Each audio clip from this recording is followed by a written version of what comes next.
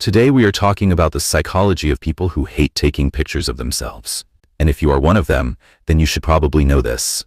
Because what you think is just a preference might actually reveal something much deeper about how your mind works. So why do some people love every photo op, while others physically cringe at the idea of a selfie? Let's start with the most common reason: body image anxiety. For many Americans, the camera feels like a judge. We live in a culture obsessed with appearance. Instagram feeds, TikTok filters, celebrity magazines at every checkout line. Your brain has seen thousands of edited perfect faces, and when you look at your own unfiltered photo, it doesn't match up. Psychologists call this social comparison theory. You're not really judging yourself against reality. You're judging yourself against an impossible standard. So over time, avoiding photos becomes a form of self-protection. If there's no picture, there's no proof of the gap between how you want to look and how you think you look. Then there's another group. People who hate photos because they hate attention. Think about it. Every time someone takes your picture, especially in public, you become the center of focus. Everyone looks at you. Everyone waits for you to smile. For introverts or people with social anxiety, that moment feels like being under a microscope. It's not about vanity. It's about vulnerability. In American culture, we're taught to be confident and outgoing, but not everyone is wired that way. So when the camera comes out, it triggers a fear response.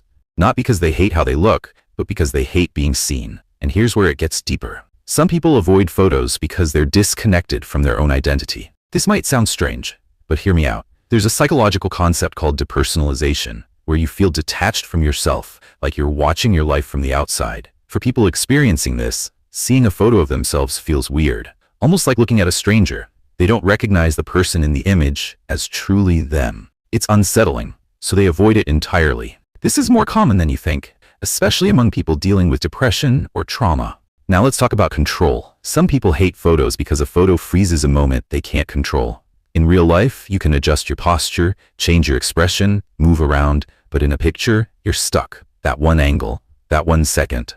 And if it's unflattering, it lives forever. Americans especially grow up with yearbooks, tagged photos on Facebook, group shots that get shared without permission. The lack of control over how you're portrayed can create deep discomfort. It's not about hating yourself. It's about hating that someone else gets to define how you're remembered. But here's the most interesting part.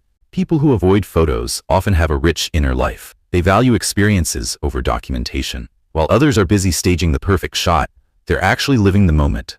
Research shows that people who constantly photograph events often remember them less vividly because their brain outsources the memory to the camera. But people who stay present without a phone in their face, they encode memories more deeply. So in a way, hating photos can be a sign of someone who values authenticity over performance. They'd rather be real than look good.